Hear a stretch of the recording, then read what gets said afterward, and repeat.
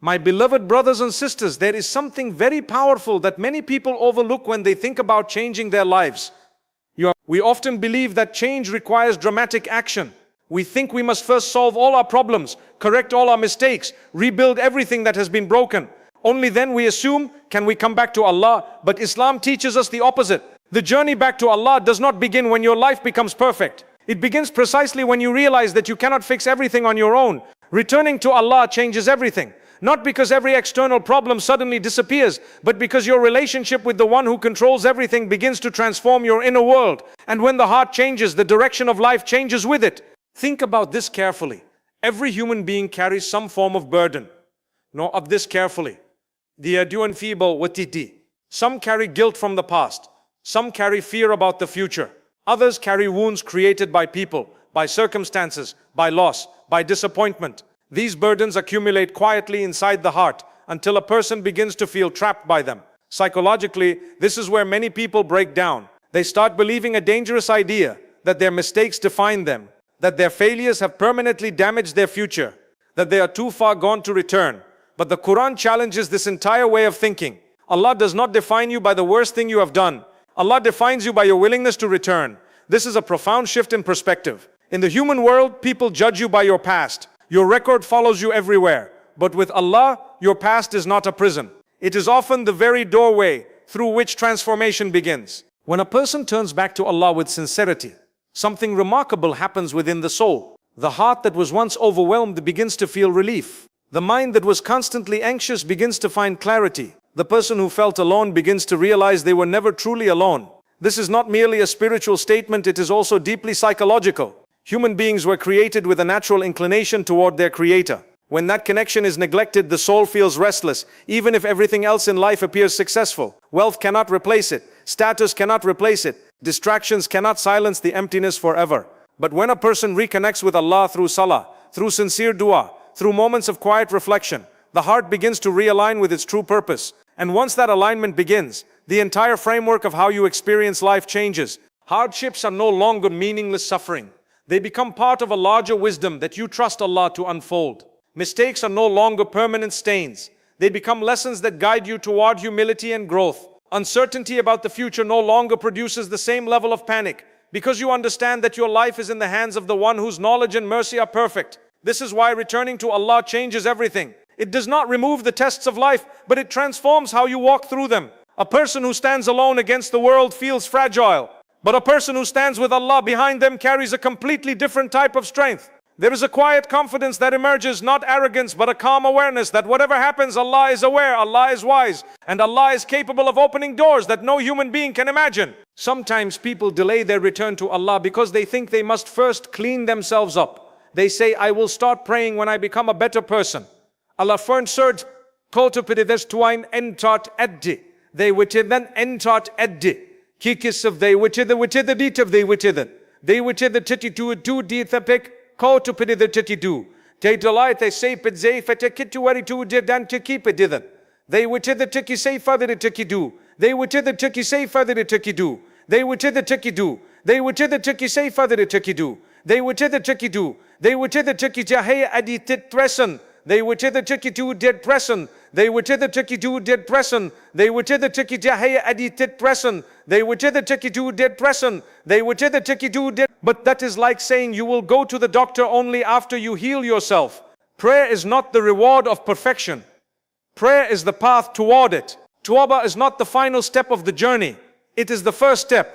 The moment you sincerely turn back to Allah, even if you feel weak, even if you feel embarrassed about your past, you have already begun a process of renewal that can reshape the rest of your life. And Allah promises something extraordinary to those who return, not only forgiveness, but transformation. Sins can be replaced with good deeds. Darkness can be replaced with light. What once felt like the lowest point of your life can become the very moment that redirected your entire future. This is the mercy of Allah.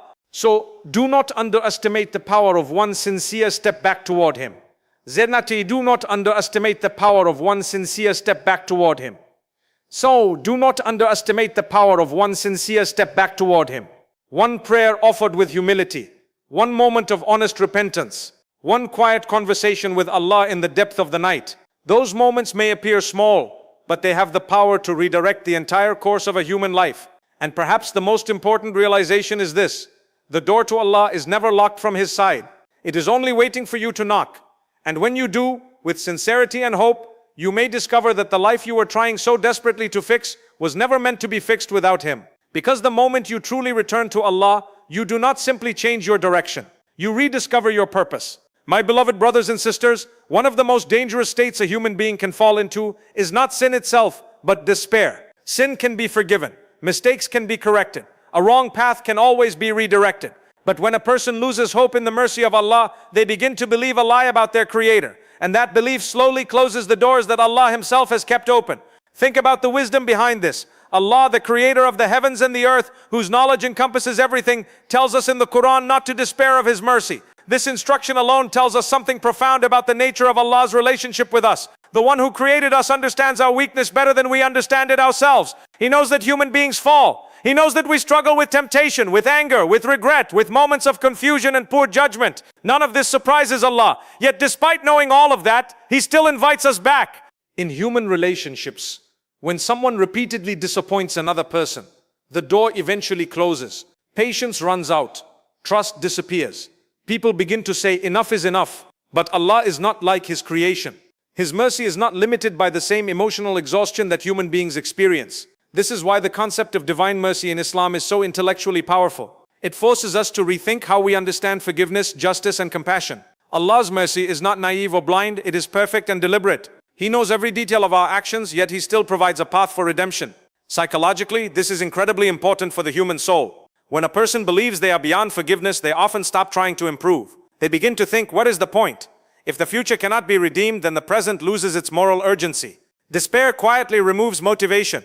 It convinces a person that change is meaningless. But Islam refuses to accept that narrative.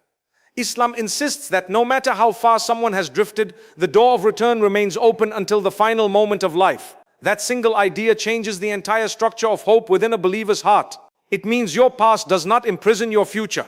It means your worst mistake does not define your entire identity. It means the story of your life is still being written. Consider how many people throughout history experienced transformation precisely because they refused to give up on Allah's mercy.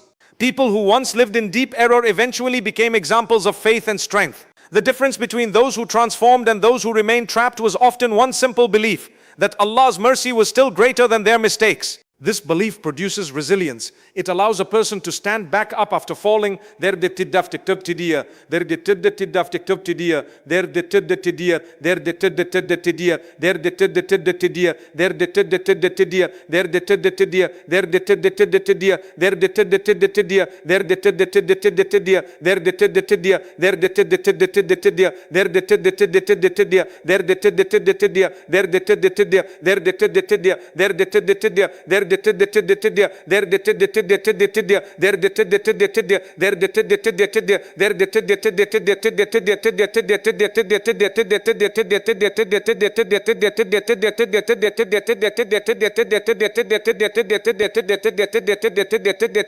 encourages reflection instead of self-destruction. It teaches the heart that failure is not the end of the journey, but sometimes the beginning of wisdom. There is also something deeply philosophical here. Human beings often assume they must approach Allah only when they feel worthy. But worthiness is not the prerequisite for divine mercy. Mercy, by its nature, is given even when it is not deserved. That is what makes it mercy. If forgiveness depended on perfection, none of us would have any hope. Every one of us carries shortcomings. Every one of us has moments we wish we could erase. But Allah, in His wisdom, designed a system where repentance itself becomes an act of worship. The very process of returning to Him becomes a means of elevation. So when you say Astaghfirullah with sincerity, you are not merely admitting a mistake. You are actively reconnecting with the one who has the power to heal the spiritual damage that mistake created. And Allah responds to that sincerity in ways we cannot always see immediately. Sometimes the response comes as peace in the heart. Sometimes it comes as guidance that slowly reshapes your decisions. Sometimes it comes as unexpected opportunities that redirect your life. But the key is that hope must remain alive. Without hope, repentance feels pointless. With hope, even a broken heart can become the beginning of renewal. This is why believers are taught to balance awareness of their shortcomings with unwavering trust in Allah's mercy. Fear alone can paralyze a person, but hope gives them the courage to move forward. It reminds them that their Creator is not waiting to reject them, but inviting them to return.